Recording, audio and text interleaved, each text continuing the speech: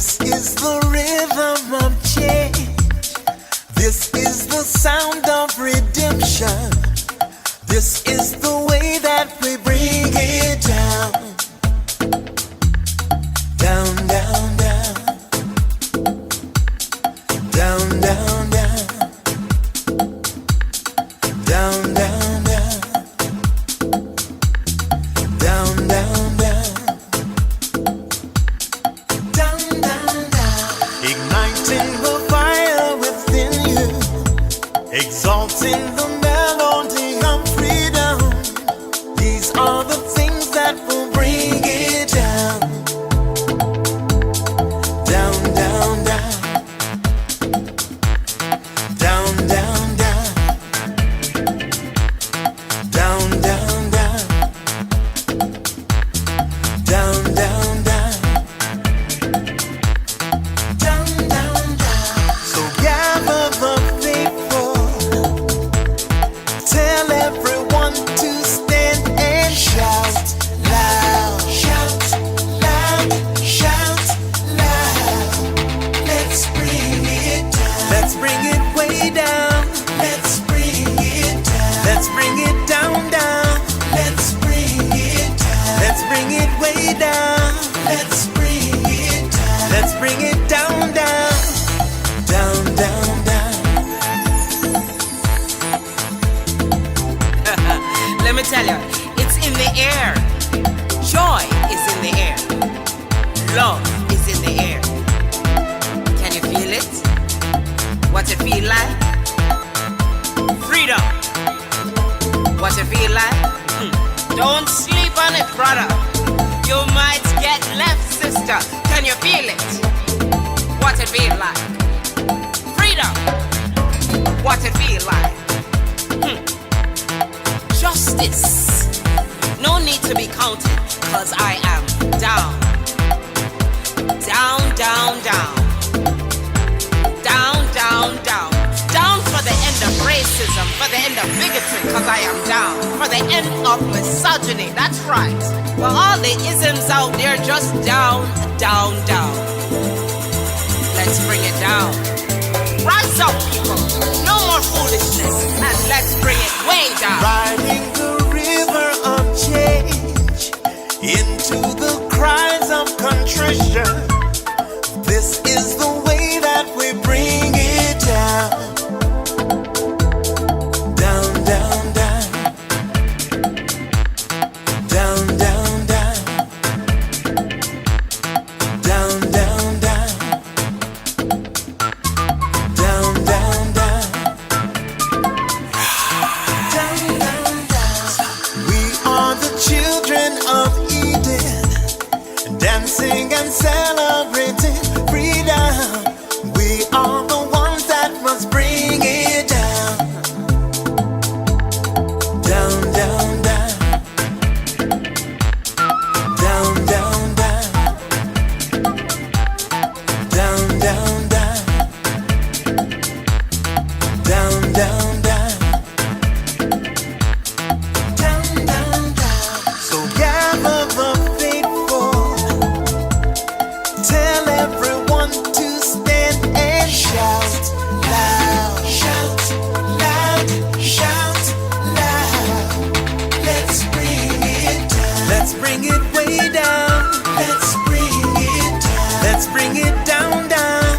Let's bring it down. Let's bring it way down. Let's bring it down. We've got to bring it down. Down. Stand up and shout. Stand up and shout. Rise together. Accountability starts now. The Eric Dawson Radio Show. Yeah. Rise up. Stand up, shout it loud. If you are not prepared to come to that table and to represent that voice, don't come. Because we don't need any more brown faces that don't want to be a brown voice. We don't need black faces that don't want to be a black voice. We don't need Muslims that don't want to be a Muslim voice. We don't need queers that don't want to be a queer voice. And if you're worried about being marginalized and stereotyped, please don't even show up.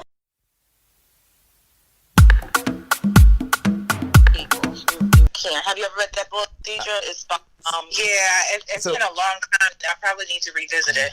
Yeah, me and my kids are reading it together. So, guys, welcome to the show. This is Tuesday. And so Tuesday is Deidre Viney Day. How you like that, Deidre? Just right I out like that. Right? This is Deidre Viney Day. And she's going to drop some amazing jewels. And one of the jewels that they were just talking about was the book, How to Win Friends and Influence People. Right? I've read that book maybe 5 or 6 times cover to cover. You take good notes. I didn't take good notes. See, Diane says I didn't take good notes because I'm not complimenting anybody that doesn't deserve a compliment. I think that to do that, you're enabling, right? So if you deserve a compliment, and you know what? See, because there are other books. How to Win Friends and Influence People isn't the only book. You have top grading, right? And so in corporate America, they do a lot of top grading, right? Recognizing B players and how to move them to A players, recognizing C players that can go to B players but not A players, right? Recognizing people who you should just kick off the team. Against each other, isn't that like sports and stuff? Like the competition of business? That's like, I don't know. Well, I'm never big on those type of companies that do those rah-rah and all that.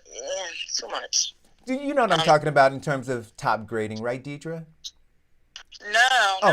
Share again. So in top grading, and there's a book. You should, you guys who would listen to the show, I'm sure some of you already know about it. But in top grading, if you are an executive, or even if you're a team player, you have to recognize where you are. So if we use a football analogy, Diane, if you're a wide receiver, you know you're a wide receiver. You're not a running back. You're not a tight end. You're not a center, right? Or a cornerback. You're a wide receiver. And as a wide receiver, you do your job well. Now, you can progress on the team as a wide receiver getting more play time, right? So you could be a wide receiver who's on the bench, right? Or if we're talking about high school, you could be a wide receiver who's on JV, and then you could be elevated from JV to varsity, You know right? why the analogy of football never goes over well as to why Raz felt at it is because I don't understand football like that. I only understand the quarterback throws the ball to somebody who's open, they catch it and they run for a touchdown. But you do know that there's you do know that there's a team, and that there's some people who don't play. They sit on the bench. And then there's some people who play, right? And then there's some people who play all the time, and there's some people who play a little bit at a time. And then the people who are on the bench, what they're trying to do is get off the bench and on the field. The people who are playing on the field sometimes, they want to be on the field more time, right? And the coach's job is to evaluate the skill set of each of these players in order to reach their ultimate goal, which is to win the game, right? Or to win the Super Bowl, the championship, right? That is the ultimate goal. So looking at the players that you have, how do you maximize their skills in order to win the ultimate goal? And you're moving them up and down the ladder. Some of them you promote, some of them you demote, right? So that's top grading. How do I take the one who's here, if I see they have potential, and start to move them up? The one who I thought had potential isn't quite performing. What do I do with them? I move them down, right? Or move them off the team, trade them. And so for me, in the spirit of top grading, and in trying to meld into that, the book, How to Win Friends and Influence People, I'm not always trying to win friends. I am trying to always influence folks, though. But doesn't influence come with more honey than vinegar? No, you know what? Influence comes with performance. See, everybody wants to be on a winning team. And if you're winning, right, I don't care if I'm giving you honey or shit. You want to be on this team. You know, I'll give you an example. What was the documentary, the Michael Jordan documentary, which I love? Yeah, last something. Oh my God, Last Dance. Or something. Now, I gotta tell you, before me watching that, and you guys hear me apologize all the time, right? I'll make a statement about something,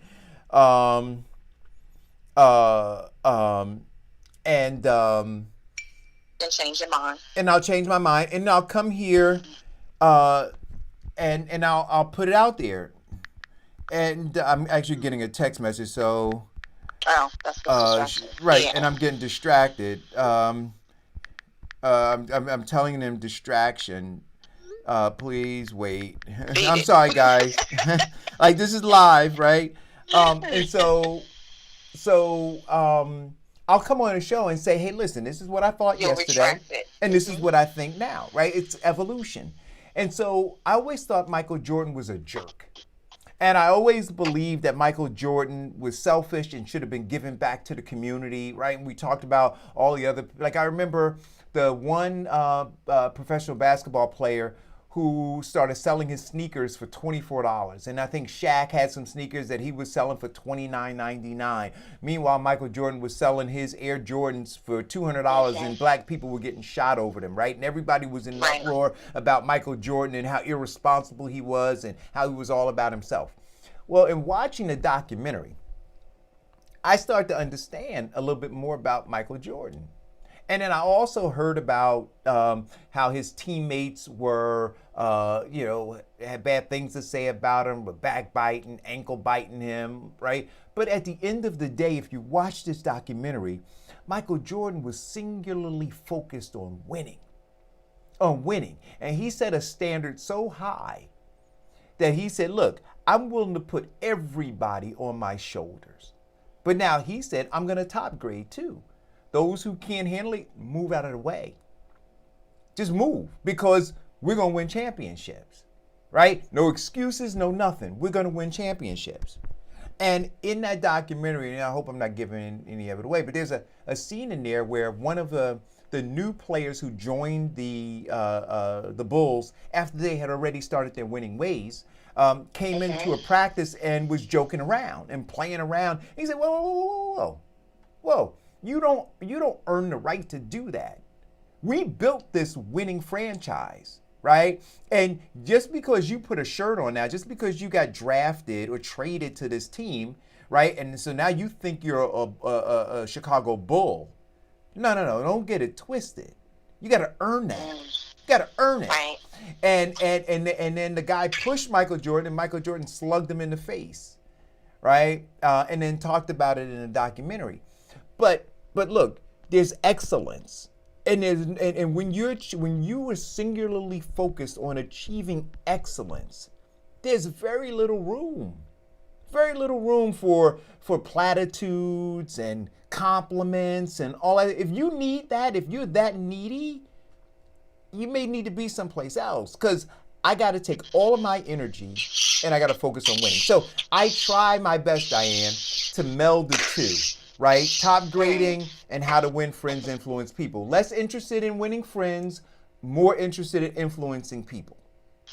But does that determine the type of business or corporation that you're running? Because if you're in a business such as the school system, as opposed to working on Wall Street, your mentality of that should be a little different. You can't go into a school as a principal.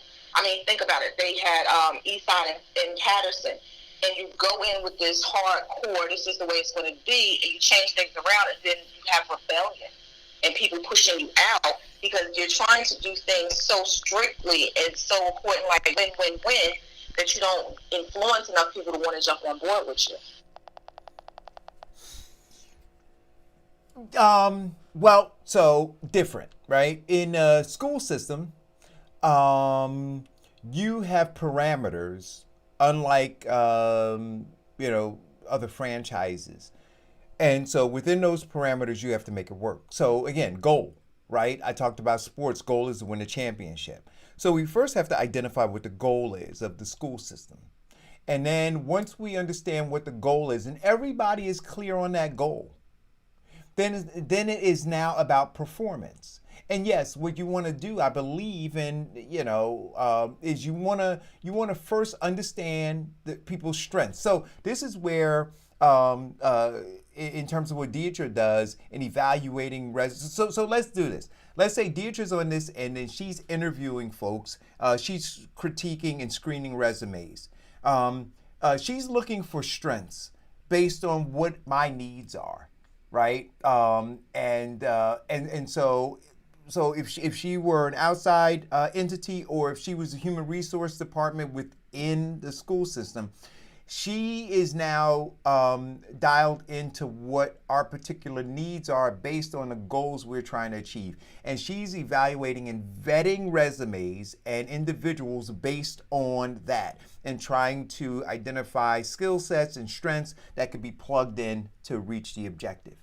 Now, once they come in to the mix, right, I'm ready to rock and roll. I'm assuming that everything worked out over here, that the person who's now sitting in front of me is everything that I said I needed in order to achieve this goal.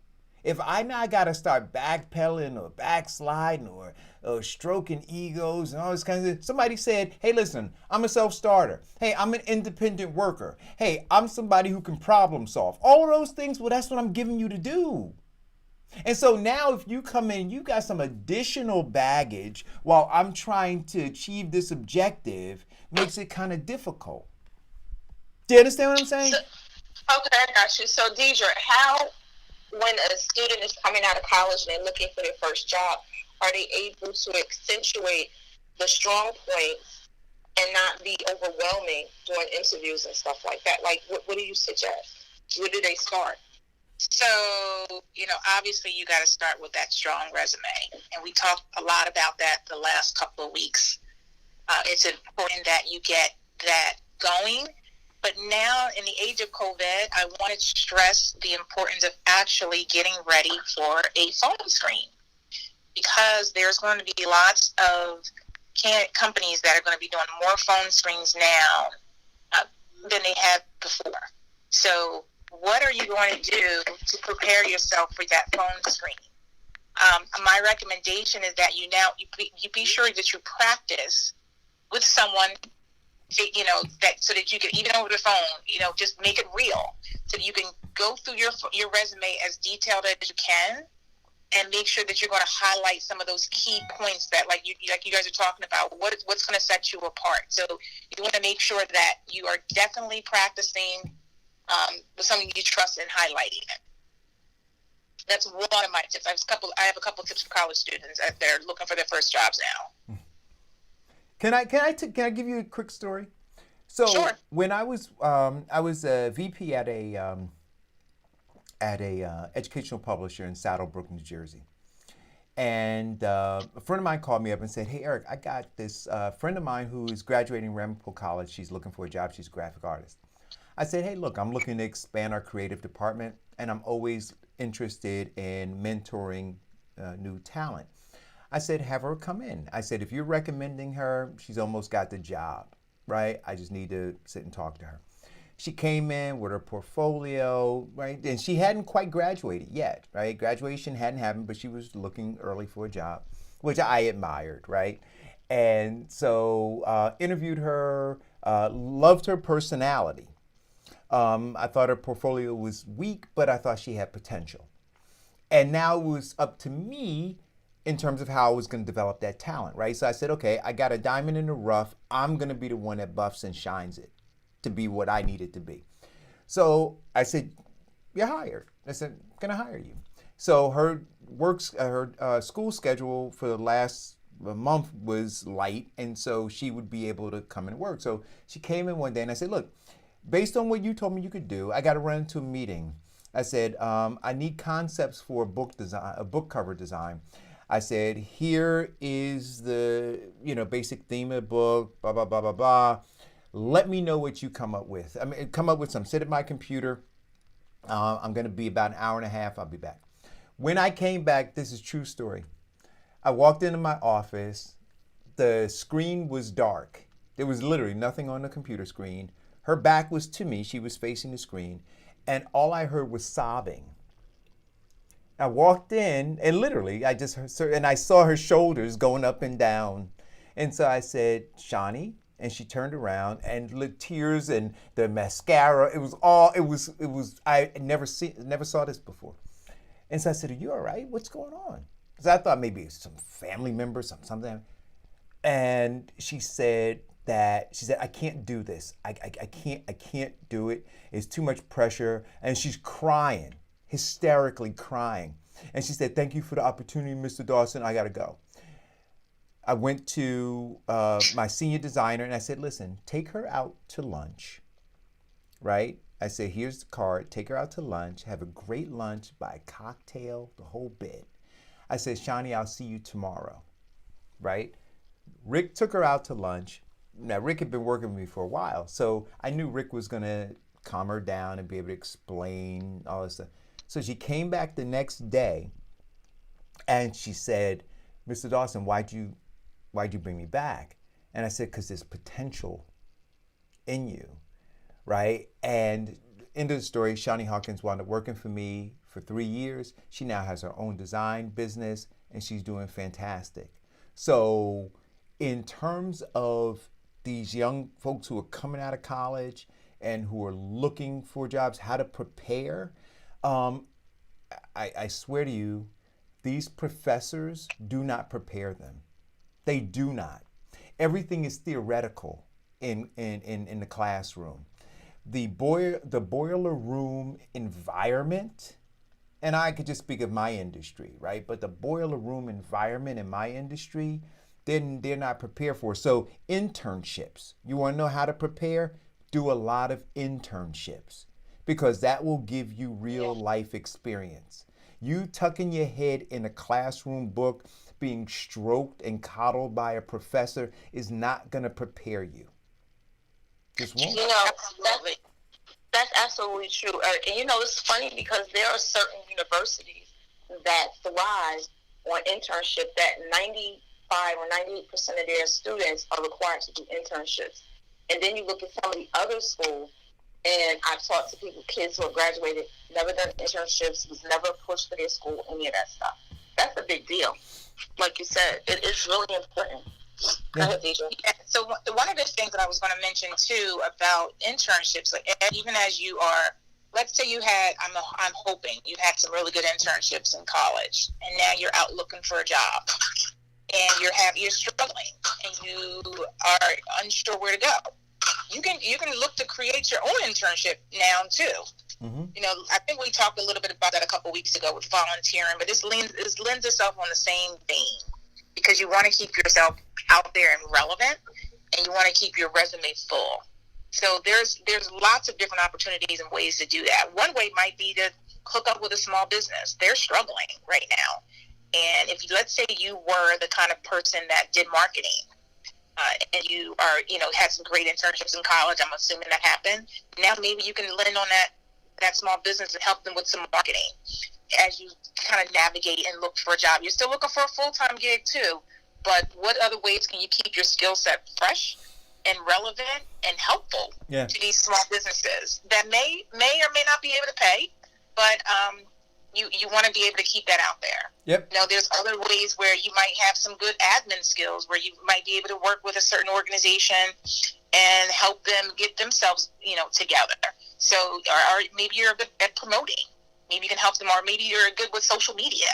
All those things are like, you think about one skill set that you're really, really good at, then maybe that's an area that you can kind of pick off of and help a business, help an organization as you are trying to navigate and find that next full-time position. No, interning is invaluable. The other thing that I would say is this: outside of looking for internships, I would recommend, and I recommended this to my kids. I recommend that any and every college student graduating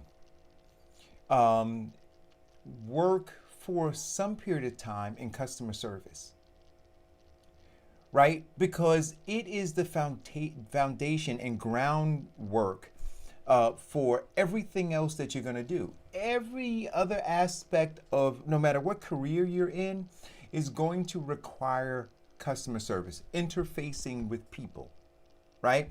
And if you take what people might consider to be a menial job, it'll teach you humility. It'll give you perspective, right? And I think that it will round you in a real solid way. I think that in what I have found is the folks who are the most problematic within, I don't care what industry, but as they move to, say, like your management level or low management level, are people who were handed those positions and never worked at the bottom because they can't identify with, what goes on there. They're detached from it, and as a result, they become very, very difficult employees or managers. So I strongly suggested it. And my kids, they worked in bars, they worked in restaurants, they bussed tables, they bust dishes, did all of that. And now, one's going to medical school, the other one's studying for a CPA, but they have these interpersonal skills that they developed working customer service jobs early on. Yeah, absolutely. I mean, to be able to communicate is so important in any job, and that's even as you learn how to practice, preparing for an interview. You need to have good communication skills, and companies are going to be looking for that. You be able to eloquently explain yourself, eloquently explain what you're going to add value to. Absolutely. One of the things you mentioned, Eric, I thought was kind of key with that woman, your story, was about how she came to you as a, someone's kind of co-signed her and said, this is someone you need to consider for my job, for a job. And that's, as we all talked about that a couple weeks ago with networking, that's the way it happens a lot of times, right? If you're putting yourself out there and you're letting mom, dad, aunts, uncles, this is what I'm looking for, who do you know, who can get me an interview, who can you get me in front of, so that I can get my first gig, that's the way to go about it. And then you can kind of navigate, throughout that, maybe it's not somebody directly, but somebody directed us indirectly, right? Yeah. So if you're unable to do that, let's say you've exhausted those options, even though there should be a plethora of them, but let's say you've exhausted them. Now, a couple of weeks ago, we talked about that whole thing with virtual coffee. Even with a person that is recommended to you, let's say mom gave you a recommendation, and it's going to talk to Eric. Now I'm going to call Eric, and I'm going to do, a coffee chat with him just to kind of pick Eric's brain about what he does. Would it be a good fit? Is this kind of organization I want to work for? So you want to kind of, you don't want to assume you're going to get the job. You want to go in with the notion that I'm going to do some due diligence on the role, the company, and chat with this particular person, because it may or may not be a good fit. But we talked a couple of weeks ago too about if it's cold, let's say it's not that kind of warm and fuzzy, mom gave it to you or someone directly, but you might have to go out to the world with LinkedIn and look out there and see, what kind of positions are out there and or companies or whatever. So that's the same way. You can send out, kind of craft an email. I would craft something very, very specific about your request. Maybe it's just for information. Maybe you want to learn a little bit more about a company because you're navigating. You're still trying to build your way out to get this position. And you want to be specific about, I'm a recent college graduate. This is the things that I'm looking for. These are the areas that I would love to work in. I see that you've got that kind of experience that seems that it would be a great fit for what I'm looking for. Do you have a minute for us to chat for 5 to 10 minutes to discuss some job opportunities in the company, or even just about the company in general? And you'd be surprised, people do want to help. But I would craft a very succinct, short, not super long email, and then you can blast that out through various different ways. I give LinkedIn as a classic example because it's a great way to reach so many people. And then kind of field it, right? You might have to reach people a couple of times because they're busy. But you want, like we talked a couple of weeks ago, and every week we talk about looking for a job as a job. So that's an area that you want to definitely consider. Mom and dad, have contacts, but the rest of the world too. But really be specific about what your request is. Mm-hmm. I agree.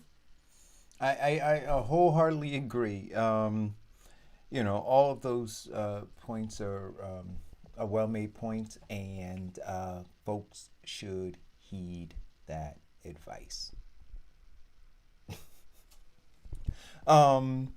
So, I'm sorry. Nope. Go ahead. Oh, you know, one of the things too, and you said this, Deidre. There is some when you're looking for a gig, right? It could turn up in the oddest of places, right? It could happen in a backyard barbecue, having a sidebar conversation with somebody about something completely unrelated to the job, right? Oh, always, wait a minute, what would I say? If you're looking for a job, always be looking for a job. Always. And that means, and I mean this. So no matter where you are, whether you're in a supermarket line, whether you're waiting at a coffee shop to get your coffee from the barista, whether you're at a friend or family cookout, always be looking for a job. Always, what do they say? Always be selling. Isn't that the saying? Always be selling or something like that. So always sell yourself. Always. On your personality, on your ability to get along, to work, to problem solve, to do this. Always, because you never know who might be looking. I've gotten opportunities at some of the strangest places because I'm always selling myself. I'm always selling myself. I'm always talking about what I'm doing, what I've done, what I like.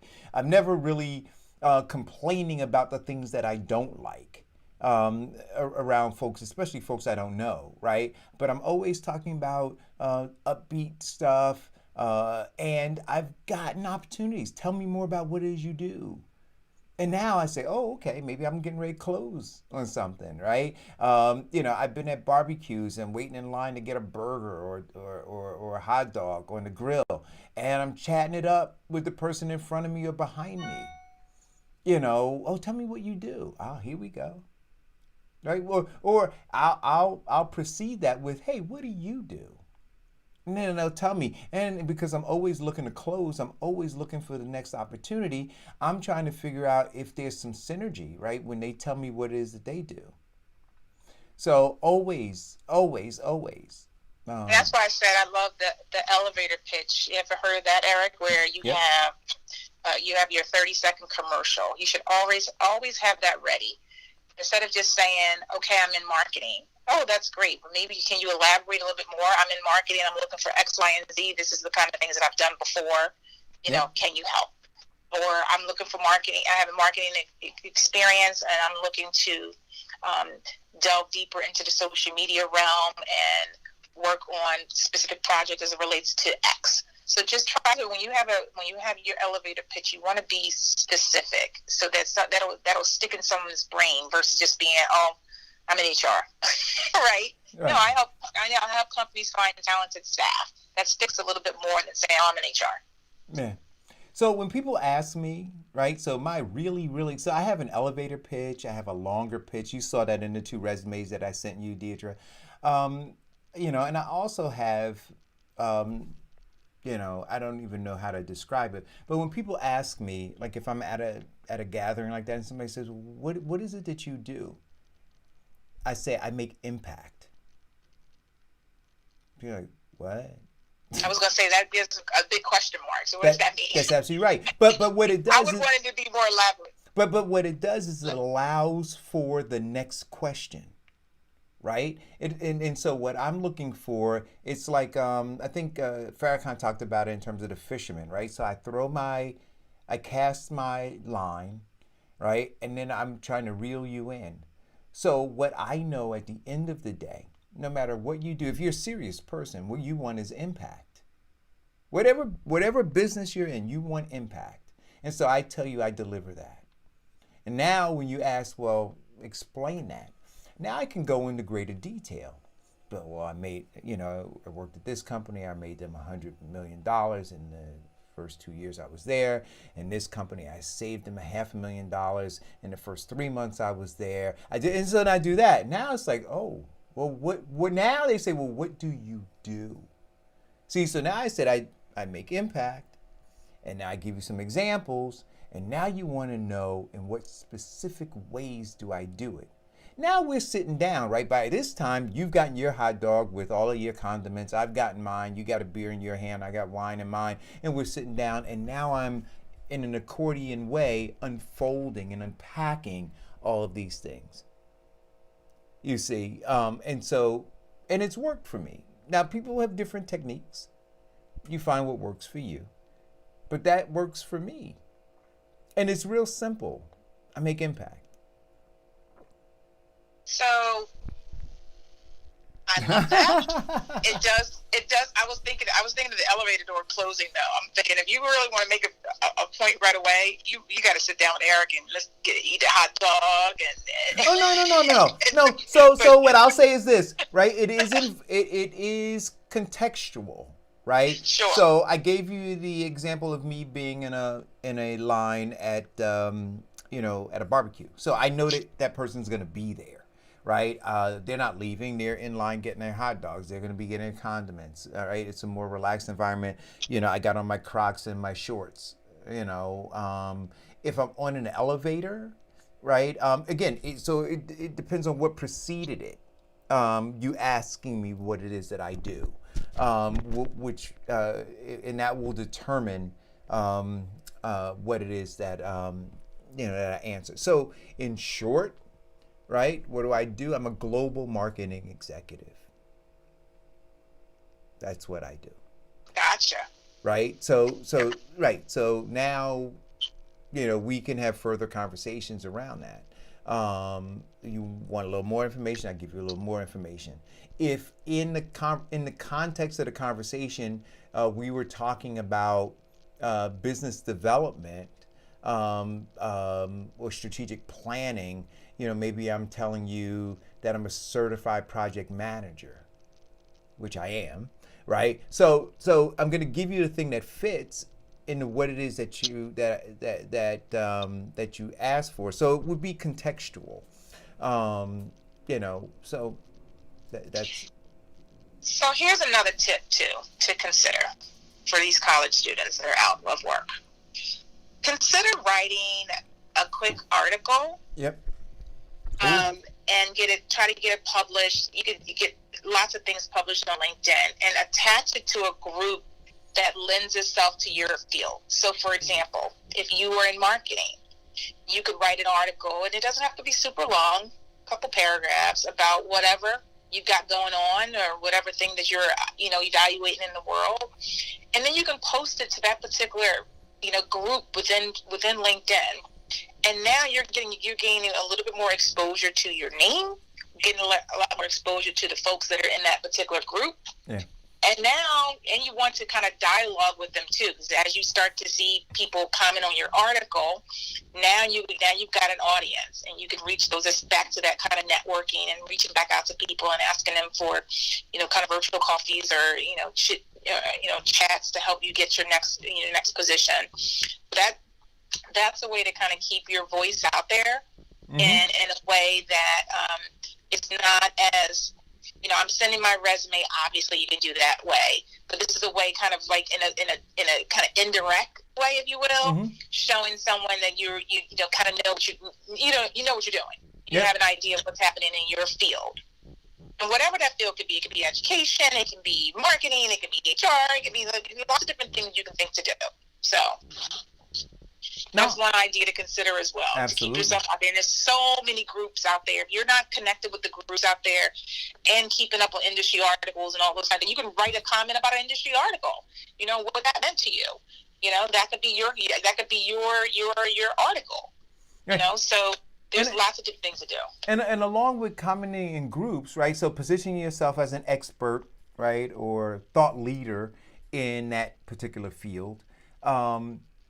You can create your own group. So you certainly publish to other groups, but create your own groups, right? And then you can publish your own stuff. But remember we talked about this too, Deidre? You can curate content in your group. So it doesn't have to be original content, but it's content that is of interest to you that you want to share with other people. So now people get a sense of like, oh, now I know what Deidre likes. I know what she finds interesting. And then the comments that come from it, you can weigh in on those comments. So the 400-word article doesn't have to be yours, but the comments and the interaction to the people who comment on what it is that you post, that is your content. And like you said, Deirdre, it attracts people in, right? So if it's in the educational field, if you're looking for a job there, right, you start posting things that you read in the New York Times or in a Post or some educational blogs. You'll reshare that information, right? And then you will attract other people who are weighing in on that. You'll offer your opinion. You can now have dialogue with those folks offline, and you never know where it might lead to. So you don't necessarily have to be a terrific writer to, because the obstacle might be, well, I'm not a good writer, so I can't write a 400-page article. You don't have to. It could be something as simple as, you talked about I'm assuming you've had some internships. You could talk about your internship that you had last summer and what kind of things you've done that were value added to that particular organization. And now you're almost putting yourself out there to say, hey, this is what I've done. This is how I've helped. In a kind of indirect but direct way. That makes sense? Yep. No, I completely agree with you. Any way that you can attract eyeballs to you, eyeballs to your resume, eyeballs to your experience. You never know who those eyeballs belong to and how it might lead to a job opportunity. Or not just a job opportunity, right? A career opportunity, a business opportunity. You never know. Yep. So now you're also targeting who's busy too, and that can be a moving target. The world's starting to open back up again.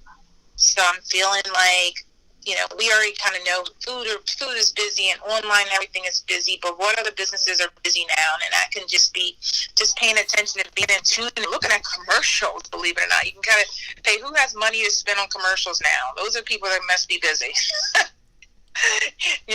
Yeah. And what do you see in your neighborhood? What are your friends saying? So you want to, it constantly lends back to that network, and it constantly lends back to talking to folks. You can't just kind of put your head down. You want to be able to communicate with as many people as you can to figure out what's out there. You obviously boards are one aspect, and that's a huge aspect of what you can do, but there's lots of different other ways to consider keeping yourself out there relevant.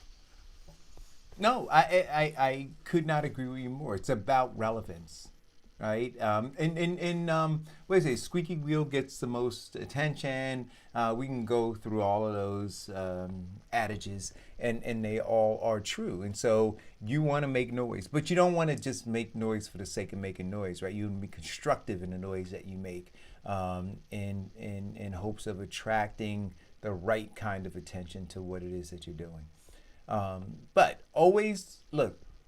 I think it is always be closing. I think that is the sales saying, and so you always have to be in the business of doing that.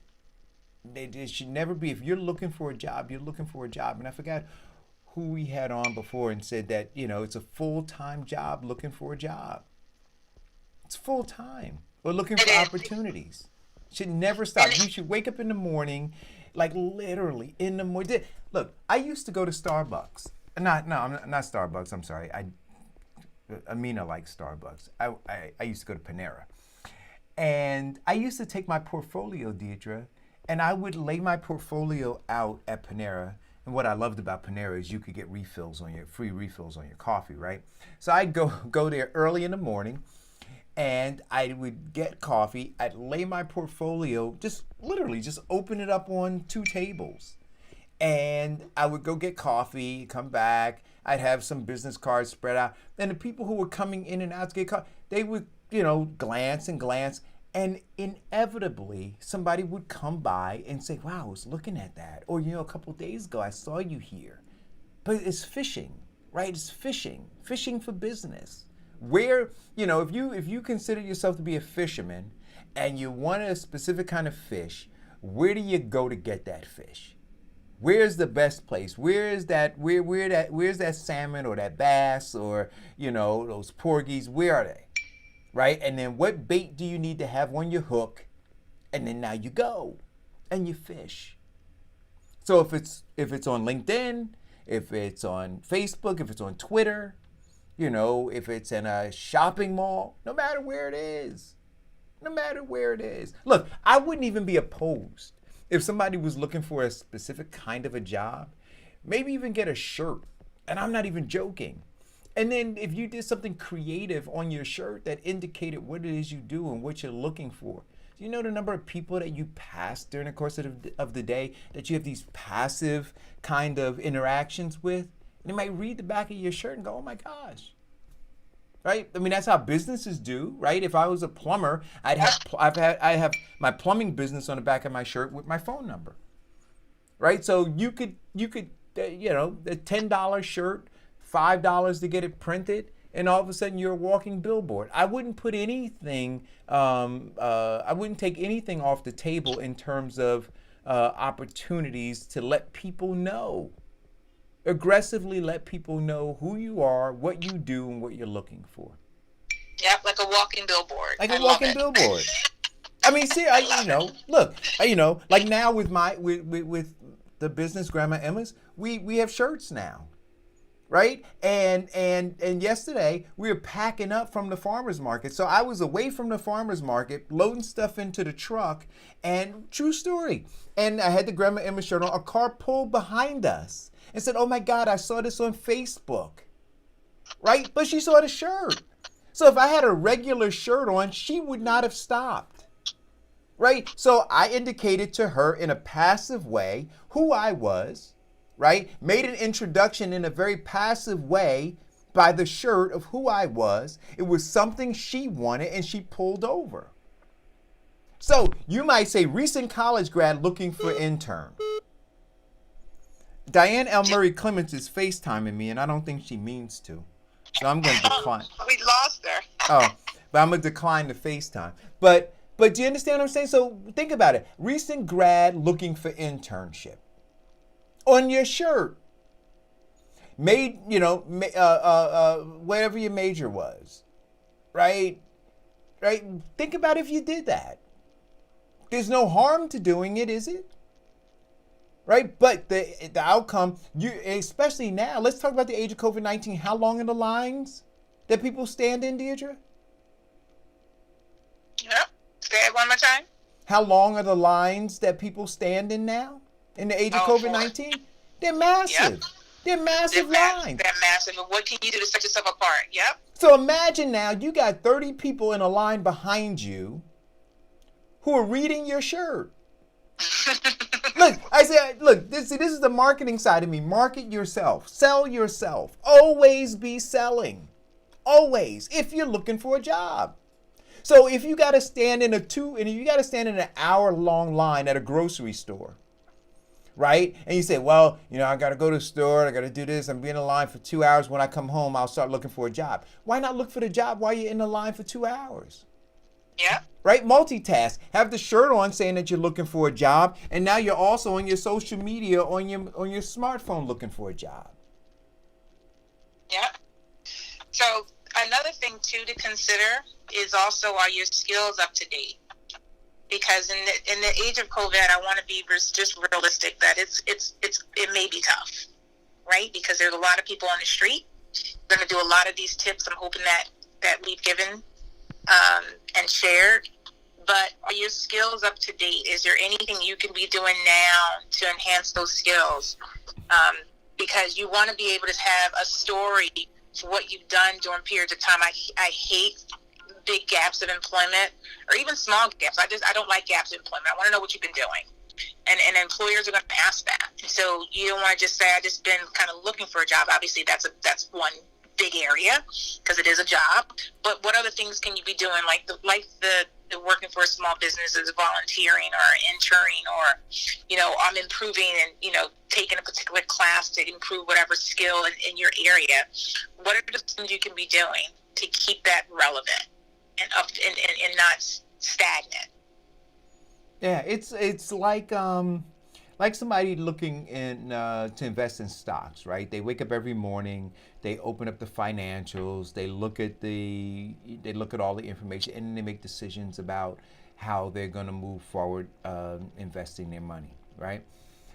The same thing with you.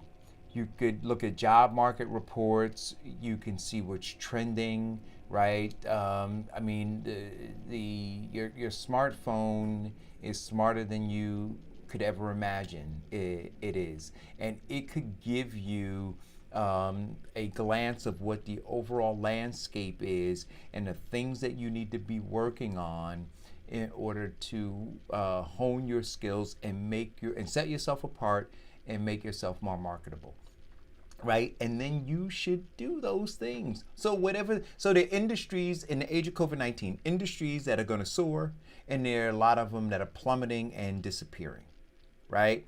Do you know which ones those are?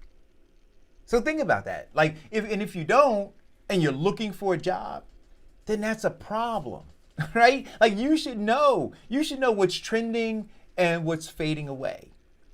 You should also know, based on what your desired income is, or what your current burn rate is, in terms of cash out, what you need to bring in. And so now these jobs in this space pay X amount, right? These jobs over here pay this amount. And then based on my current skill set, where do I fall? So if I need to make, in order to make my ends meet or to achieve whatever my goals are, if I need to earn $75,000, $80,000 a year, and that's crazy, right? $80,000 a year for a single person in New Jersey is nothing. It's nothing. You're struggling making $80,000 a year. But let's say $80,000 a year is what your target is. Well, okay, I got to make $80,000 a year. Where can I make $80,000 a year? Do you know?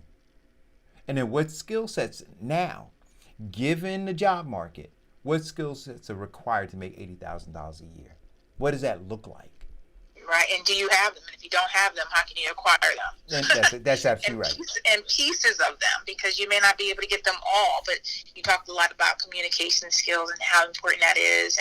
But maybe it's something, a hardcore skill. Maybe it's a particular software that's needed, or whatever. That's, if you don't have that, you're missing the boat. You're missing the boat. So for me, Deidre, I mean, that was a great point. Because for me, for somebody to simply sit behind their computer in a part-time kind of way, saying, I need a job, I got to find a job, right? And you say, well, what kind of job are you looking for? And I've heard this. I don't know, I just need a job. I got to make some money. I got bills I got to pay. That's not enough. Like, literally, that's not enough. You need to be more focused than that. I need this kind of job. I need to earn this amount of money. And then now I can compare the job I need, the amount of money I need to earn with the current skills that I have. I could see where the deficits are, and then I could work to build myself up to meet the task. And I think to that point too is, it's so easy, I think, to get roped into that I just need a job. And if you don't, like you just said, if you don't have those goals set out, you will fall into anything. And the next you know, we talked a couple weeks ago, I think last week or the week before, about how to navigate and get into different fields. Because now sometimes you can get trapped. You can get trapped in a particular industry, get trapped in a particular job because you just want a job. So you really gotta, I think, like you just mentioned, put out some really strategic goals, be real specific, because are there one area of things you can do now that can propel you into different areas? I don't know, but you don't want to be, I just want to take anything and everything, because that might lend yourself to getting just that. Anything that may not fit you, and now you're stuck in, let's say, retail. It's a really challenging one sometimes to get out of too. You get into retail. There's lots of different things that you do in retail, I think, that can add value to other industries, but it's a tough one. It's a really tough one to kind of rope out of once you get there. I know. Well, yeah. Look, there's a guy. he works for like a premier kind of gourmet burger place, right? And I never thought this, Deidre, because I look at these places and say, oh, it's a restaurant. They sell burgers. They sell whatever, right? And this guy used to be a neighbor of mine in Montclair, and he was, gotta say, in his early 30s, like 31, 32. And he managed, he was the manager of both of these gourmet burger places. And the kid drove a Jaguar SUV, right? And so I said to him one day, I said, I gotta ask you, like, how do you drive a Jaguar SUV working at a burger joint, right? Because that's how I saw it. And he said that he said, listen, he said, I like the hospitality industry. So he wasn't talking about a burger joint. He was talking about an industry, right? And so he started now talking to me about the hospitality industry and how he got started in there and now what he actually did for these burger places and the money that he earned, right? And so I said to him, because I'm always looking to close, my son, who at that time was 17 years old, was looking for a job. So I said, hey, listen, I got a son who's looking for a gig. I want to find him something. He said, listen, I can start him off as a busboy. I said, oh, okay. But now I know my son, and my son would be very excited to see this young guy who's driving around in this Jaguar SUV, right? Give him some focus on how to get a Jaguar SUV if you want one, right? In this industry that I didn't think you can get one. And so I connected him with my son. He became my son's mentor. My son was making over $300 a week at 17 years old, bussing tables, and he was getting tips, right? And then he moved him to like food server, and then he started making more money, crazy money. And so now, I mean, my son's a piano player. I don't even know, pianist, I guess is, right? But I introduced him to an industry based on what I know he likes. Like he likes fancy cars, expensive cars, right? He likes, dressing nicely. And I'm looking at this guy and I'm going, that could be my son in like 12 years, right? So let me just plug him in, whether he stays in that industry or not. But now he knows, like, yo, if I want to have a Jaguar, right, I don't have to be a lawyer. I don't have to be a brain surgeon. I could do this because I see it done, right? So I expose them to this. So there are a plethora of ways to get to where you want to be. You got to first know where you want to be. And then you have to begin the work of examining. And again, always sell and always be in the business of closing. No matter where you are. No matter where you are. I mean, look, I've done stuff like this. Hey, how'd you get that car? Literally, I've asked that question. Look, there are very few people who drive fancy cars who are not eager to tell you how they got that car.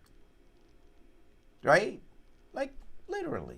And so, how'd you get the car? Oh, man, I work and I do blah, blah, blah. So, see, so if your goal is to have that car or live in that neighborhood, find out how that person did it.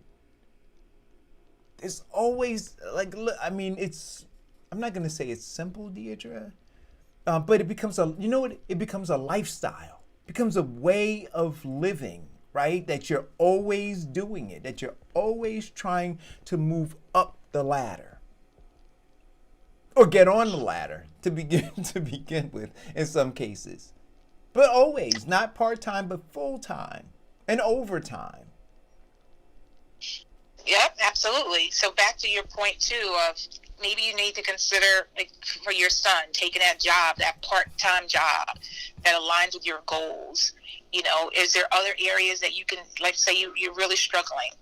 Are there other areas where you can take a part-time job, but still sticking with those underlying goals? That's so important to do.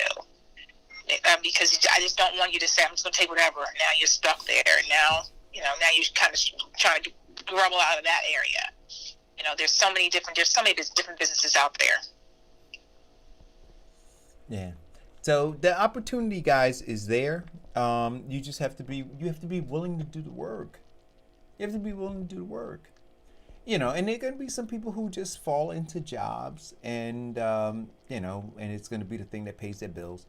We're really, I think, trying to focus on people who have goals to build careers that can help achieve, the goals that they aspire toward.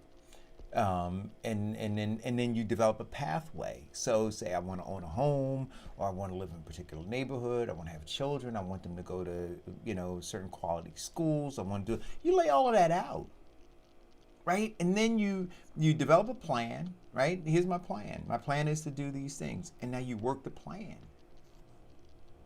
But not to have a sense of direction in terms of where you're trying to go. You're just gonna wind up someplace. and where you wind up isn't always good, right? So you want to, as best you can, you want to be able to predict where you're gonna wind up based on the effort that you put into it. Yep. Work your plan and plan your work. Isn't that what they say? Yeah, exactly. Teacher, I have a question. What do you do with college students that come out with these majors that the industry really isn't looking to fill? Like, you have a lot of people that went into sports management majors and they haven't done any internships in that field, or they're looking for something or can't find anything in that field at this moment. What do you suggest the type of jobs that they should look to so they don't get stuck in positions or jobs that really weren't career driven for them in their degree? I think they have to take an inventory of what they like, because sometimes, especially if it's a super competitive field and you haven't done an internship, that is very, very challenging. So take an inventory of what you like to do and look at jobs that fit that. We talk a lot about internships, and I can't even stress how important that is to have, because when you get out and you just have that sports management degree and that's it, it's going to be a little tough. It's going to be a little tough. So what are the areas you think might fit you? What other things do you like? What have you done in the past? Maybe even some of your side jobs, have you done part-time jobs? Did any of those fit? Did you like hotels, or, I hate to keep leaning back to retail, but you just got to do an inventory. I don't have a perfect answer for that, because that's a challenging one. I am. You know what I find, and it's funny that you talked about retail and restaurants and stuff like that, and what you was describing, Eric, is a lot of people go in and say, oh, I don't want to do sales, I don't want to do customer service. They don't understand that behind the scenes, there are all those other positions and jobs that are available to those marketing positions, those business development positions. Yep. That they don't look into. They just see, I'm working for retail, or I'm working for like you said, for a restaurant. I had a friend whose daughter went into restaurant management, was her degree, because she liked restaurants and hotel management. She did hotel and crossover of hotel and restaurant management. So those degrees, I think, are beneficial, and to look into those industries are good too. Oh, the hospitality industry is huge. I met a guy. There's an amazing white tablecloth Spanish restaurant opened a couple years ago now, maybe a year and a half ago, in Montclair, right off of Bloomfield Avenue on Valley Road. And I went in there to have dinner, had a fantastic dinner. They have flamenco dancers there if you guys are interested. I don't get paid to say it, but I did have a good time there. I met the guy who is the restaurant manager there, right, when they first opened. But again, like I said, I'm always trying to close. So I walk in, and they were just setting up, and asked the menu, and asked how long they've been there. I said, oh, we just opened. So as a marketing guy, I'm wondering, is there an opportunity for me to do some marketing work for these guys if they need it, trying to grow their business? So he introduces me, the guy who greeted me at the door introduces me to the manager. We sit down, we're chatting it up. He tells me, the kind of food that they have, what they're trying to do. I said, oh, I'm going to come and have dinner here one night. He goes, oh, when you come, make sure you ask for me. I'll seat you, this, that, and the other, right? So now, boom, here we got it. So I come, back a couple of days later. I'm dressed. I tell the people at the front that he gave me his card, told me to look for him. He came, was excited that I came back. We sat and talked. This guy runs 3 of those restaurants. He runs that one now. He runs one in Florida, and I forgot where he said the other one was. And this guy's making a ton of money. But he started, didn't have a degree, Diane. He started off bussing tables and worked his way up. And now this guy flies all over the country running these 3 restaurants. So that's a good thing. How do you prepare yourself in a position? Say you're starting off, you're coming out of college and you have to start off in a sales position, retail sales, you're at the counter or something like that, customer service. How do you prepare yourself while you're still on the job to move up in that job that you're working towards your degree? How do you let people in management know, I'm looking to advance. I'm taking this, but I'm always looking to advance what's in the company? I think being honest right up front. I think just putting it out there, putting yourself out there that, you're going to have to excel in that field because that's the way it works. You're not going to just take something mediocre and move into another area. You have to show your worth in that particular area and raise your hand and say, hey, I'm open to other areas within the organization. This is what I've done here. And I'd love to be able to add value in a different spot. Right? And keep it, and back to those mentors and back to having those key people in the organization that can help you, and chatting with them about what else you need to add to your tool belt in order to be successful in that company. So now, one of the things, Deidre, on that point, when people are interviewing for a job, one of the questions that I suggest you ask is this: if you're always looking for upward mobility, is asking them in the interview about promoting within the company, right? Understanding what that is and how it works.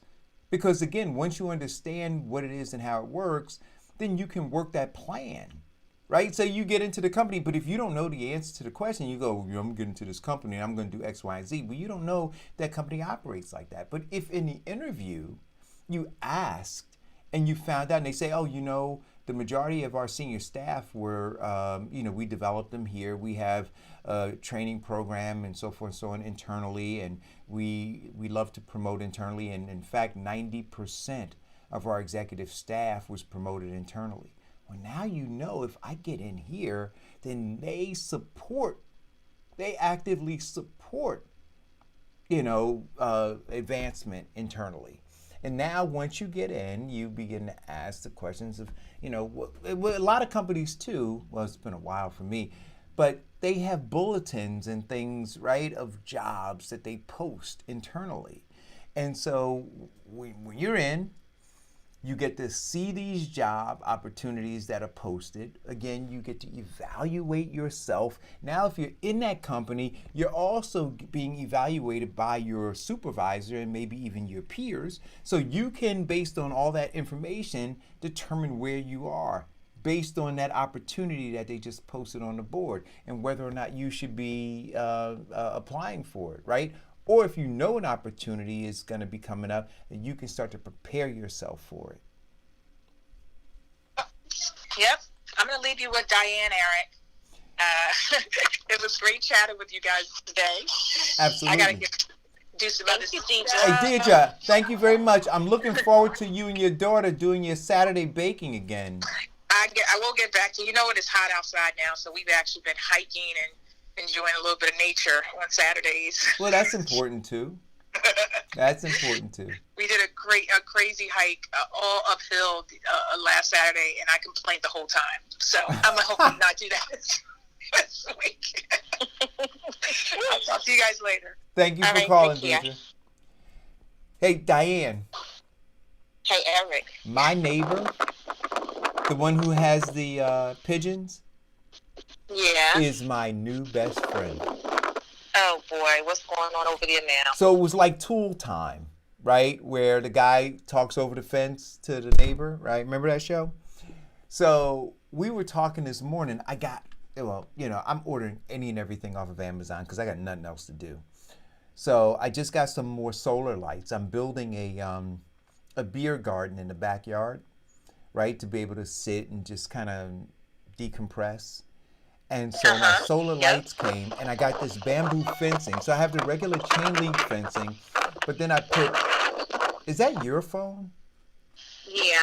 What are you I'm doing? outside. But go ahead. I'm outside. I'm creating a greenhouse over some of my plants. Okay. No, With my leftover water bottles. Oh, you're using your But go water? ahead. Oh, so Yeah, because I got, like the ones that I grew, the herbs that I grew from seeds, they're not quite big enough to be on their own. So I'm creating a greenhouse so they can grow stronger. Oh, see, there you go.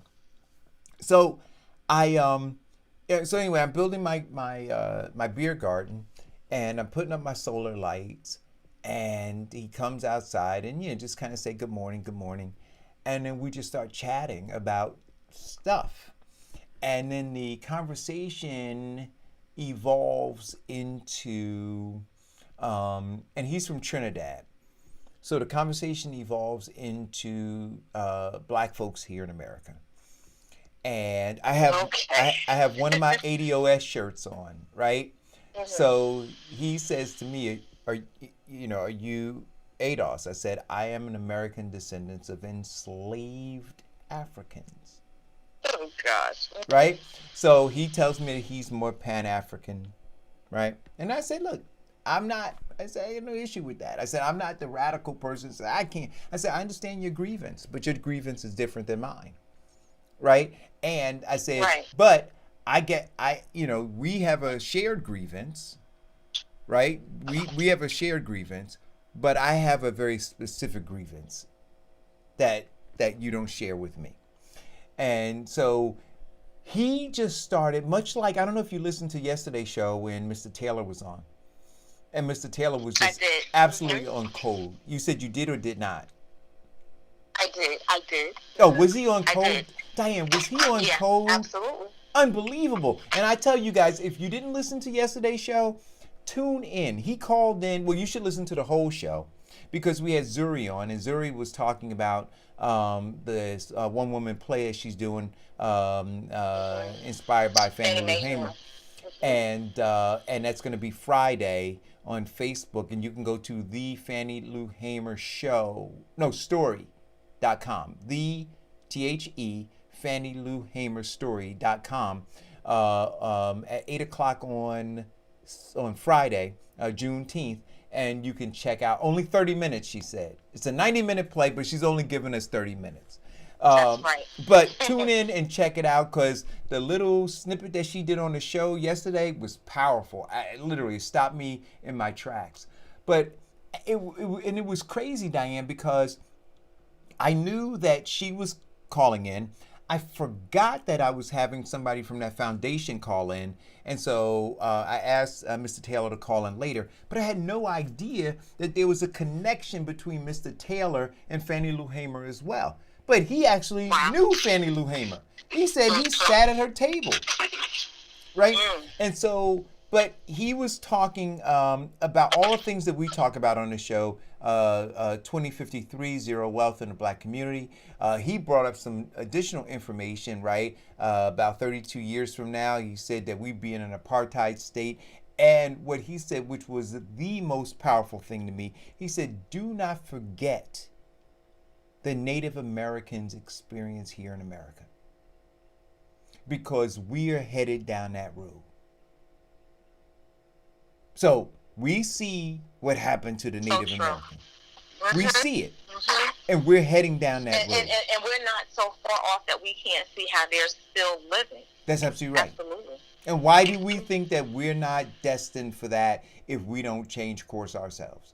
So I was sharing some of that with my neighbor, and then he just went on, and it was delightful for me to hear just another person who's unplugged from this matrix, Diane, and is talking openly and honestly about what we as Black people here in America need to do to extricate ourselves from our current situation.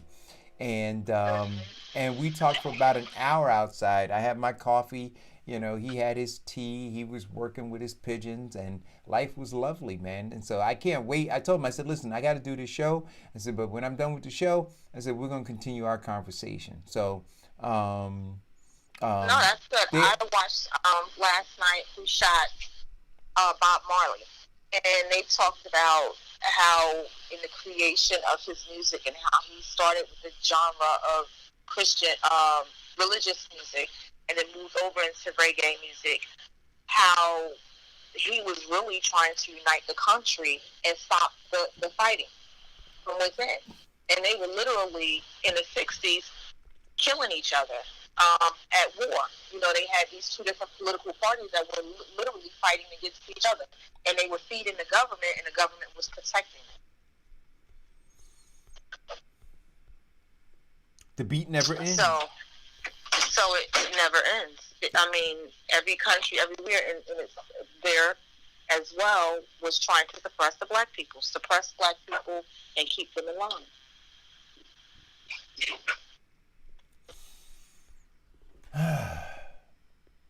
What are we going to do?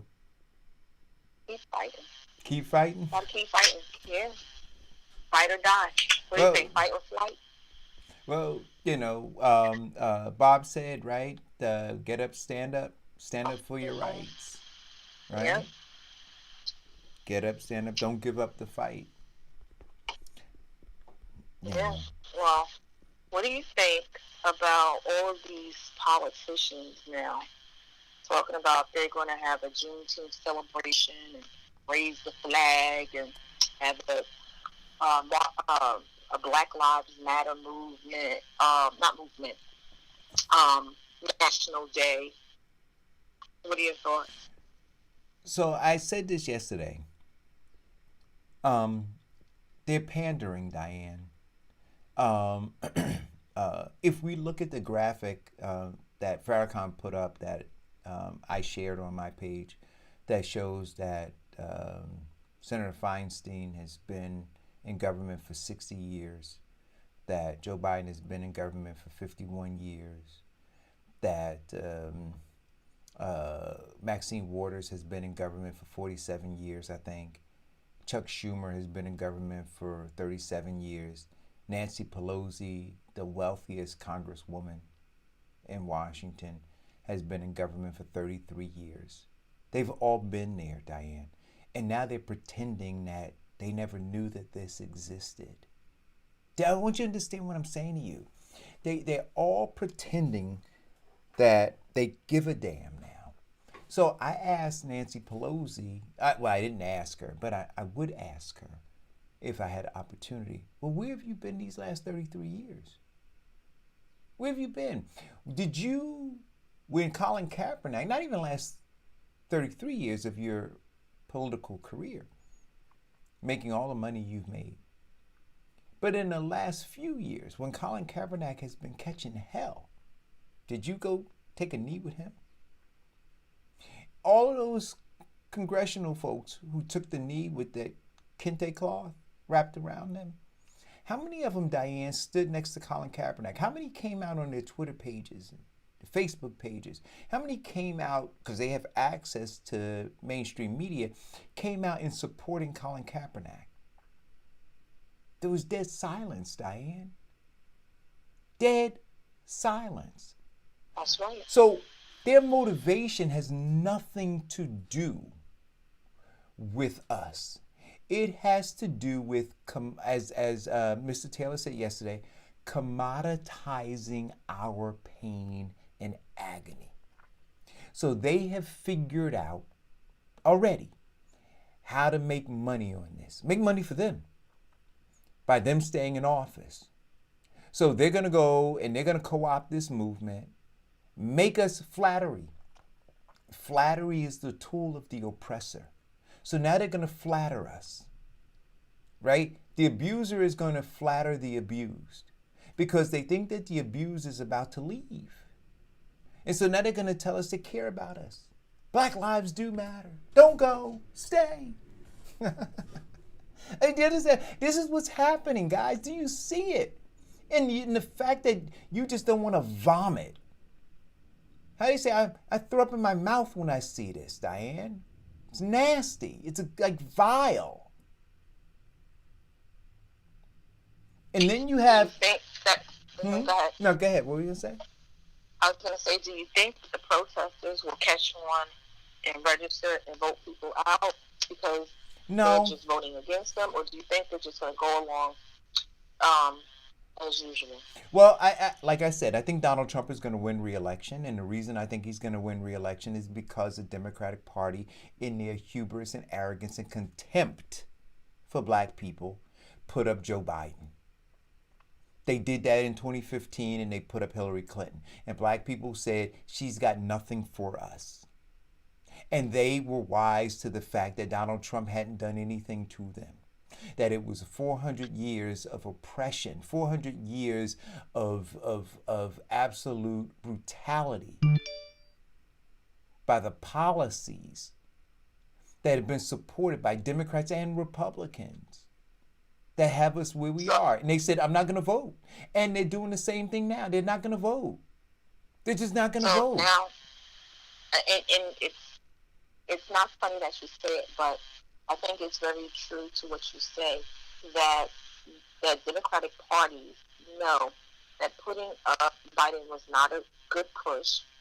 And on top of that, they know it because they're still playing with the minds of black people, saying, oh, we're looking for a black woman to be the VP, and we vetted these people, and these are the people that are in the lineup, and we're looking at this person.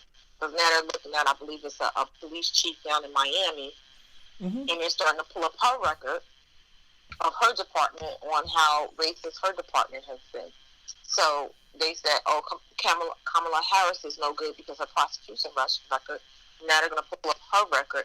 Like, where does it ever end? All right, so remember this. I want you guys. People get it. I want you guys to remember this. Do you remember when Joe Biden first entered into the race? Right? What did he say? What did they say? They said, oh, he's meeting with Stacey Abrams and thinking about announcing early that he's got her as his VP pick in order to get black folks. Right? That was early on. And he did that because they were trying to figure out how to scheme and bamboozle black people into believing that he gave a shit. Right? And then they were testing the waters. They was testing the waters to see what people were saying. Yes. And then when they realized that they had enough slave catchers and Negro whisperers, including Fish Fry Clyburn down in South Carolina, that would cape for him, they said, oh, we can kick her to the curb now because we have him. But, and then but I want you to understand how black folks behave. And remember so now he kicked her to the curb. Then you had Bloomberg got in the race, right? And then what did Bloomberg do?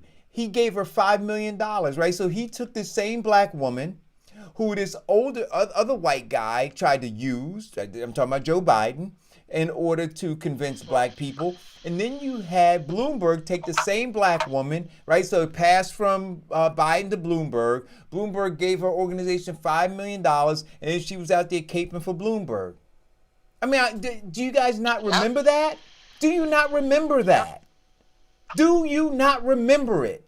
And so now I'm asking, well, wait a minute. If Biden was so up on Stacey Abrams before, what is the dilemma for their campaign in picking a vice presidential candidate? What's the dilemma? What's the holdup? And I'm telling you, the only holdup is in their think tanks, they're trying to figure out how can we get this done. I know that he said that he came out and said he was going to select a woman. Then because he had no oxygen in his campaign, he was courting all these black people, right, in order to get the black vote. Now that he's got the nomination, right, how do we convince these black people that it's not in their best interest for Joe Biden to have a black vice president? That's what they're saying. And you know what they're going to say, Diane? They're going to say, well, you see, the end of the day, guys, it's about stopping Trump. And I need you to understand, in like the Midwest and places where we need to go, we're going to have a harder time doing it with a black person. And did you hear what Clyburn said? He said, oh, it's not really important that we have a black VP. That's what That's right. he said. That's right. That's what That's he what said. he said initially. Yep. So the thing is gonna be, hey guys, look, wait a little longer. Just wait a little bit longer.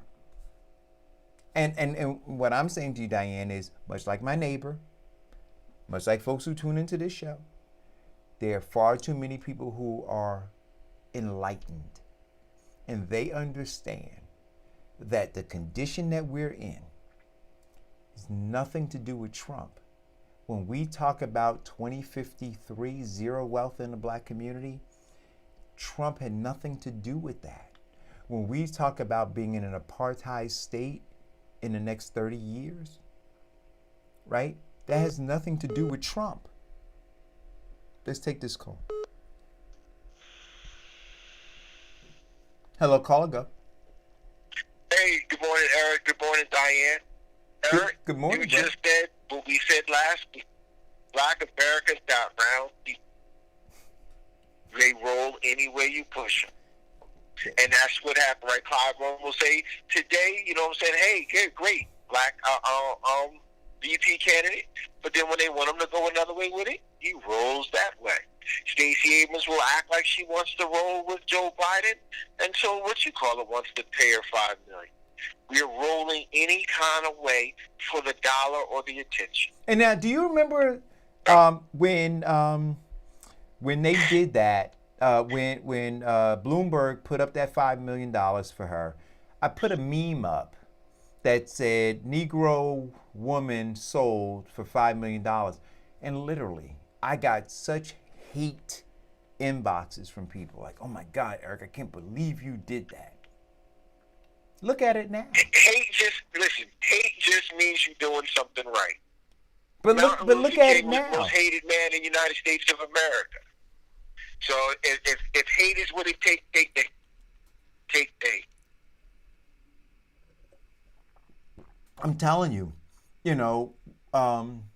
we have big problems, and our biggest problem is that we don't have the moral, or we don't have the fortitude to call out those people in our own family, and I'm talking about Black American family, who are constantly selling us down the river. Like there's something about it, we can't call them out. We don't want to. It offends us to do it. Meanwhile, they're working. I think in a lot of cases, do most people even know that they're being sold down the river?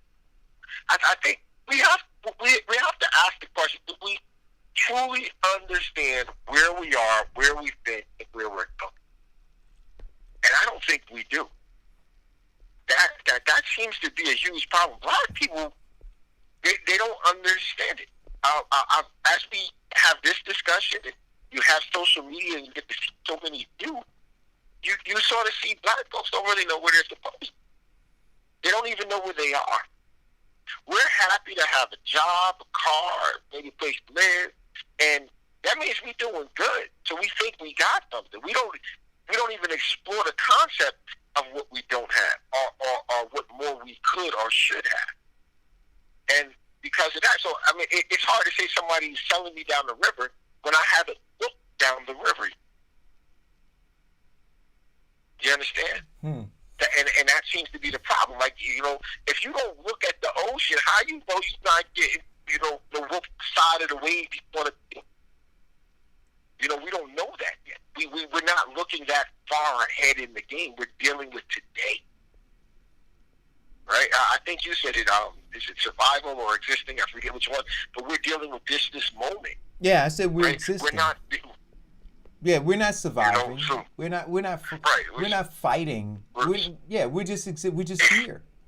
We're just here. So we just exist, you said. Yeah. So, and that's what it is. So it's hard to realize that you're getting sold down the river, right?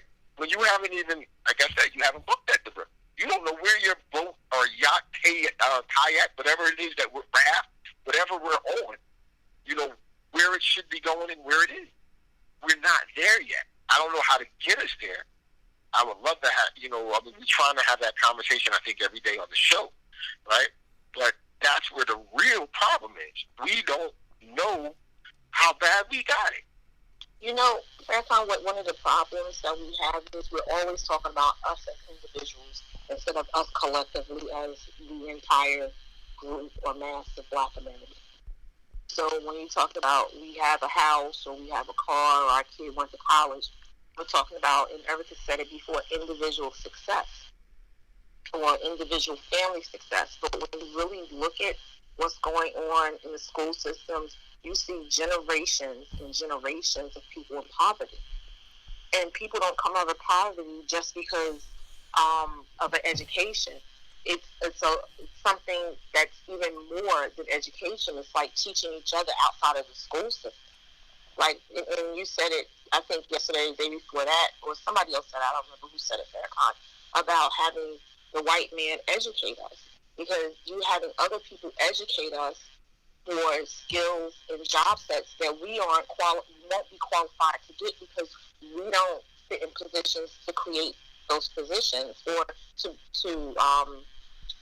fill those job positions. We need to go back to what we do on educating ourselves. I think if we educated ourselves individually and as families and as Black people about who we are, then we can move forward. The reason why other immigrants come into this country and they're able to do and go so much further is not just because of the access that they have and the fact that they're non-Black.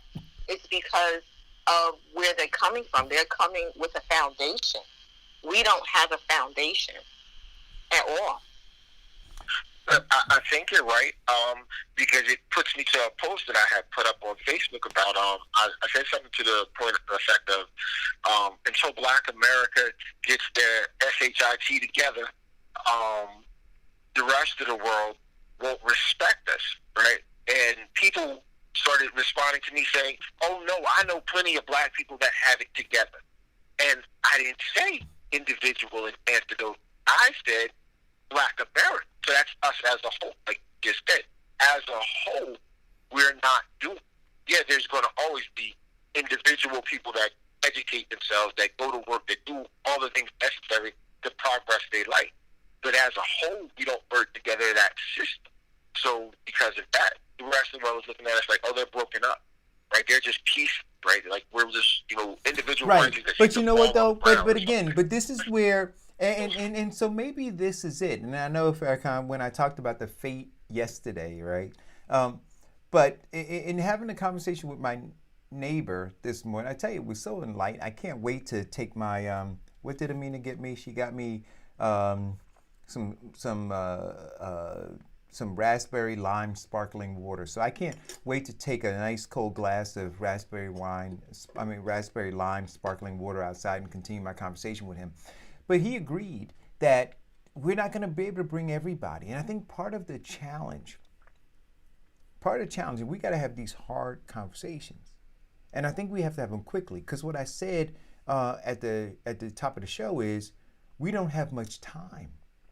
We don't have much time. If the age of COVID-19 didn't teach us anything, it taught us that we don't have much time. We're dying.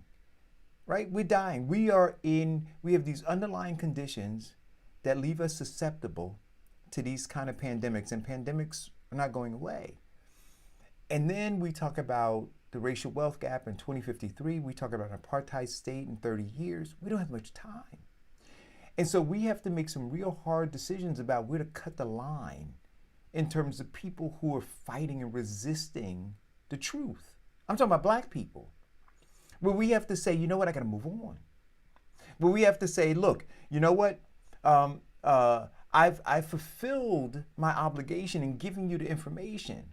You chose not to accept it. I got to move on. I got to go give the next person the information and hope that they come along. And if they don't, then I got to move on.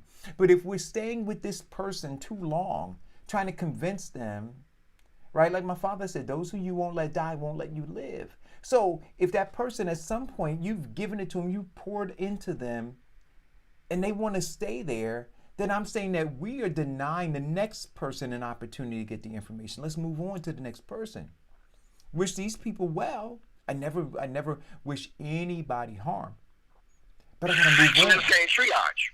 But I say I got to move on. I'm just saying, You're saying triage. You're saying I'm some saying people, I gotta you move gotta on. evaluate who's right. So you gotta evaluate who's coming along, who is essentially, I don't want to say worth saving, but you know, who you deal with first, and then who you deal with last. No, I who have a wants problem to with be that. saved? I think that that's appropriate. Yeah, yeah, and I think that we need to have those kind of conversations and say, you know what, brother, I'm sorry, I got to move on, right? Not, you know, and I've done that. I've blocked a lot of people over the last couple of months on my social media pages because they are just distractions, right? And they come in to engage in conversation to be a distraction. You see, when I'm having a conversation, when I posted the meme that you posted and I'm saying, hey, look, let's look at this party that we are aligned with that has been there, you know, 30 years, 50 years, 47 years, 33 years, 41 years. And then that person or these people come into the thread and go, well, let's look at Trump. What you're saying is that you want to deny, you want to be in denial. And then you want to come in and where we're trying to focus on this thing, you want to distract people. You see, now I got to block you. You got to go because you are a detriment to the movement. And that is just a fact. See, I don't have time to argue with you anymore about it. The fact is the fact. So you don't want to have a conversation about Feinstein being there 60 years and hold her accountable? You want to sit and hold a man who's been here for 3 years accountable, but not a person who's been here for 60 years? You want to hold a man who's been there for 3 years accountable, but not a guy who's been there for 51 years? You want to hold a man accountable who's been there for 3 years, but not somebody who's been there for 47 years or 33 years respectively? Then I say, you know what? You're being disingenuous. And I don't know what your motive is, but what I can tell you is this: Black lives don't matter to you. Because if they did matter to you, then you'd be trying to kick these people off the island too. But the fact that you're focused on that one guy says to me that you're tied up in something that I don't want to be a part of anymore. Goodbye. And we have to be prepared to do that. Again, not knowing that we're getting sold down the river, right? It's not understanding where you are. So like, again, when you don't understand that, someone who's got 30 years or 50 years of your problem on their back, they can say, look at the guy with 3. Because we don't know where our position is. And I believe that is primarily because our gold standard is white America. Black America's gold standard is to just... No, but you're missing my point, Farrakhan. I'm saying that, No, I'm not missing. I got you. Farrakhan, you know, but my point to you is this: you know, right? Diane knows, I know about 50 to 100 people personally who know, and you know however many people you know, and Diane and so forth and so on. And I'm saying that what we may need to do is, again, focus on those people who know and then grow from there. And then like weeds, right? In a garden, you have to weed out the other people so that the garden can continue to flourish. But as long as you're spending time on the weeds instead of just pouring some goddamn weed killer on it and getting rid of them, if you're sitting there nurturing the weed and not recognizing that it's choking the plant, then your focus is in the wrong place. So let's focus on the seeds that we're sowing, the ones that are germinated and the ones that are growing, and then the weeds that are trying to choke them out. We just have to pour some weed killer on them and kill them off and be done. That's what I'm saying. I can go with that. I got you now, and I can go with that. Except the problem is, does that thin out the pool too much? Do we have to raise up enough good plants, or however you want to say it, so that the weeds can't overtake it? You know what I'm saying?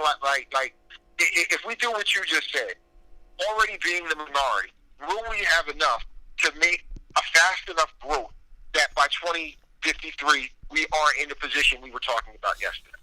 See, we got to figure out how many of them can we let go. How many do we got to make sure survive? Because if they don't survive, and if we don't get them to the new thinking or a better way, how will we make it, period? Right. So that becomes the issue. Right. So it's we can't about drop off too many of us. No, of course you can. So it's about efficiency, right?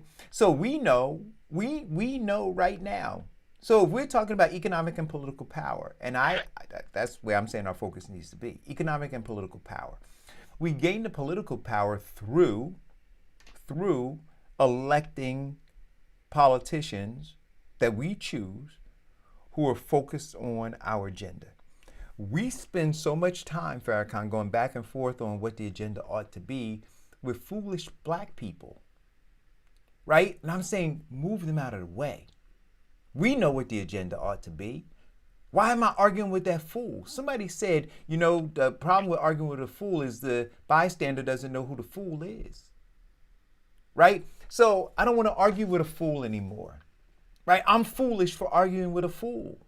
I recognize that, so I don't want to do that anymore. So move the fool out of the way. I want to identify the person who is unplugged from the matrix. I want to find them as quickly as I can, and then I want to multiply. But do you realize in what you just said where you need the fool? See, you need because you said you want to do it through the vote, right? You said let's vote out these ones. No, you don't. You know why? Because the fool doesn't vote. But no, I'm not questioning. But in order, if I don't get that fool to vote. But the fool doesn't. No, see, but you're missing the point. Farrakhan, see, I think that you. Farrakhan, look at the person. Wait a minute, Farrakhan, please. Farrakhan, please. Farrakhan, please. Look at the percentage of votes. Look at the percentage of people that vote. You're talking about people who never show up to vote. These people waste your time going back and forth, and if you look at their voting record, they don't vote. That's what I'm saying. So you spend time going back and forth with them, and if you look at their voting record, they do not vote. They don't. Look at the percentage of voters. Those are facts. No, again, I understand you, but the Democrats know we have to hit a certain number. There's a sweet spot. There's a sweet spot of how many black folks we can let go versus how many we got to have. And that's what I'm saying. Right. So what I'm saying to you is this. Out of all of the black folks... I'm saying that right now we don't have enough in the sweet spot that are informed enough. I disagree with you. We need to get, let's just say, 10% of the foolish. I disagree. Again, I disagree with you. 1.4 million of them stayed home. 1.4 million stayed home in the last election. 1.4 million. I'm saying let's identify those. Let's work with those because those people decided that Hillary Clinton was not going to be president. We need to find those 1.4 million people, and then we need to multiply. We need to take the other people and kick them off the island. Because in some states, Trump literally won by like 10 or 11,000 votes. That's it. I'm saying the numbers that you're talking about, no, we can get rid of them. Get rid of them. I think that I think. Now, tomorrow, like I said, I'm always evolving. So, but where I stand right now, what I look at right now is I say we spend a lot of time going back and forth with people who don't show up to vote at all. And then we have the other ones who say, I'm not going to vote because it doesn't mean anything for me. And I'm saying, so then what we all need to do is get together and say, like you said, you're voting down ballot. You are doing right now what that 1.4 million black Americans did in the last election, Farrakhan. That's what you said you were going to do when you looked at your ballot yesterday. Yeah, my ballot, yeah, right? Pretty much. I'm voting for somebody in every. So what I'm saying to you is this: as opposed to operating individually and saying this is what I'm going to do, and those 1.4 million people say, black Americans saying this is what I'm going to do, I'm saying we need to connect, right? So the 1.4 million black Americans say, no. You know what? We're going to collectively do this. We're going to collectively. If that's the case, then we got to move some black people to Utah and to North Dakota and South Dakota, because that's how we're going to get it, right? That's how you're going to get it on the national, right? You're going to have to move because we don't know. Forget the net. Trump didn't win. Trump didn't win because 1.4 million people didn't vote. Trump won because he knew where to get them. Right, but what I'm saying to you is this. He knew how to do it with the electoral college. But so listen. We need to go and be able to change that. No. See, again, I think that you're misfocused. Forget the national election, right? Understand this. All of the play that occurs with all of the legislation, all of the laws, happens in the House and in the Senate. We're watching it. We're watching the House say we want to do this, and we're watching Mitch McConnell going, I'm going to table that. We're watching the House say we want to do this, and we're watching the Senate say, nope, we're not going to do that. I'm saying, why are we looking at why are we looking at the Oval Office? Why aren't we looking to make sure that the congressmen and women and the senators are what we want? Forget about the electoral, forget about it all, forget about all of that. If we take it to 1.4 million Black Americans and counting, start to look and say, in our local areas, let's deal with our mayors, let's deal with our council people, let's get them on code, right? So they're no longer funding politicians in a party that is working against our interests, right? And if they are, then we need to vote them out of office. So that's the mayors and that's the council people. And then work your way all the way up until you get to the governor's mansion, right? That's our work. Now from there, if all of those people are on code, right? Because now you got Congress folks and senators on code too, right? Because we got our own Congress people and we got our own senators who are not on code. Menendez ain't on code. Cory Booker's not on code. Donald M. Payne Jr. is not on code. Mickey Sherrill's not on code, right? We can go down the list of our own who are not on code. And so when they go down to Washington and they're not fighting for our interests. They're taking a fucking knee with some goddamn fake kente cloth wrapped around their neck in order to pose. See, they need to immediately be kicked off the island for that. But that's not what we're doing because we're in the feel-good business.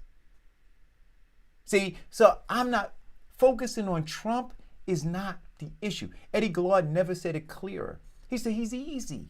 It's all the other stuff. All the other stuff. Let's focus on the other stuff. And if we do that, we gather those 4 points. Listen, Roots. Remember the movie Roots? The first one, not the second one. I like the first one better. Remember the docuseries Roots, where they were on the ship, and the one warrior said to the other ones, he said, the thing that we need to do is, in order for us to extricate ourselves from this situation, is we got to communicate. We come from different tribes and we don't speak the same language. When we're down the belly of this ship, you need to talk to the person to the left and to the right of you, learn their language, and let them learn your language. Right? That's what he said. That was the trainer.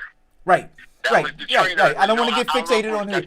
But my point. That was the guy that taught the boys how to be manhood. Right. But my point to you is this: that's what we need to do. We need to get on. So when we say on this show, get on code. Right? We're talking about language. What is the language? So when you say, Farrakhan, well, we don't know. Some people don't know. Well, get on code or get off the ship. See, because you're dangerous otherwise. You're dangerous. Your ignorance is dangerous to our movement. Because you're easily swayed, right? Because you're emotionalizing it. And now I got to wonder whether or not when we go into the belly of the beast to fight, whether you're on code or whether you're asking me questions while we're getting our asses kicked. Ain't got no time to answer your question now. We got to fight. We don't have much time. 2053, zero wealth. 30 years from now, an apartheid state. That is real. So I don't have time to go back and forth. We talked about this yesterday. There are fewer years in front of me, personally, than there are behind me now. Fewer years. We don't have much time. And that is truth. So all of the platitudes, so it's crazy for me. The entire world now knows how America has shit on black people. The whole world. The whole world knows it. What are we gonna do? You got white folks all over the mainstream media channels, right? Talking about white supremacy and talking about policies that have, impacted black people. But none of them are really talking about the true prescription, which is economic and political power. None of them. Because they don't want us to be equal. That's right. And There so you go. let's understand. So again, that always brings up, when you say that, Diane, what do you have to do? If you know someone don't want you equal to them, what you got to do? Well, what did I do? I got away from them. I did the same thing. I became an entrepreneur. I said, I'm not going to let you limit what I can do with my life. And that's what we have to get to. We have to, like you said before, Kevin said it before, we've all said it before, you have to break the mold, you have to blow up the system and create your own. Because their system is never going to be conformed to help us. We will always be at the bottom of their system. You don't think, wait a minute, so here's the thing. Joe Biden has been in government for 51 years.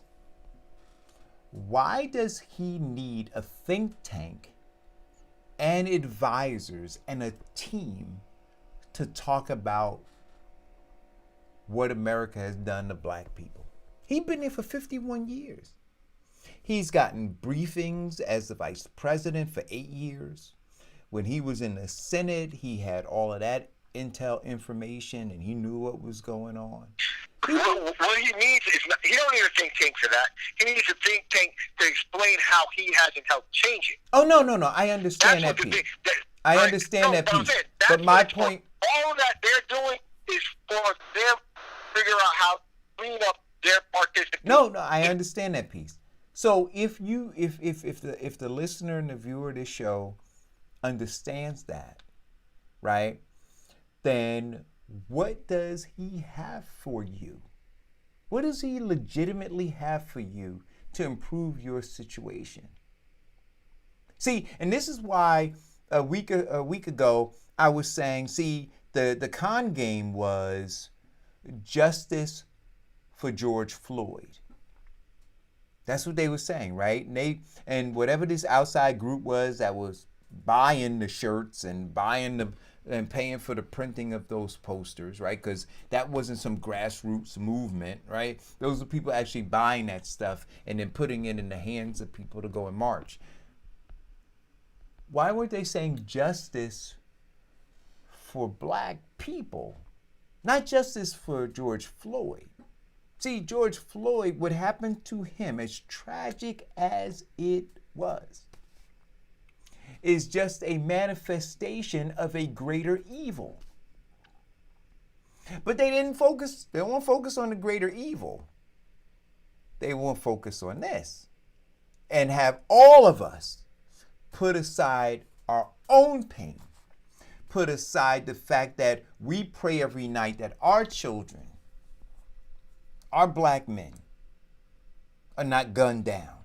Put that aside. And let's focus on George Floyd. And let's ask for justice for him. See, until we have our eye on the prize. See, because now you're fighting for him. Not fighting for you. Not fighting for us. But when we have our eye on the prize and we're fighting first for me, put my mask on first, then us. Once we get on code and we're doing that, then we'll be formidable. But as long as they can continue to roll this shiny object in the middle of the floor and get us all confused and distracted about what it is we should be fighting for. Fight against Trump, right? That's what they say. Forget your pain, right? Our number one mission is to get rid of Trump. That's not my number one mission. And every black person who has made that their number one mission, they're a danger, I say, to the movement. They're a danger to it. That's not your, no. Why is that your number one goal? When I'm telling you, when I see intelligent black people saying, you know what? Because we've been told that we're Americans first. That's why. We have been told and we have brought in historically that we are an American first. See, when you take it from, right now, it's not about improving black. Right? Like you said, it's justice for George Floyd, but it's not equality for black America. It's be a good American. And because they have us being a good American first, okay, that's how you get that. Right?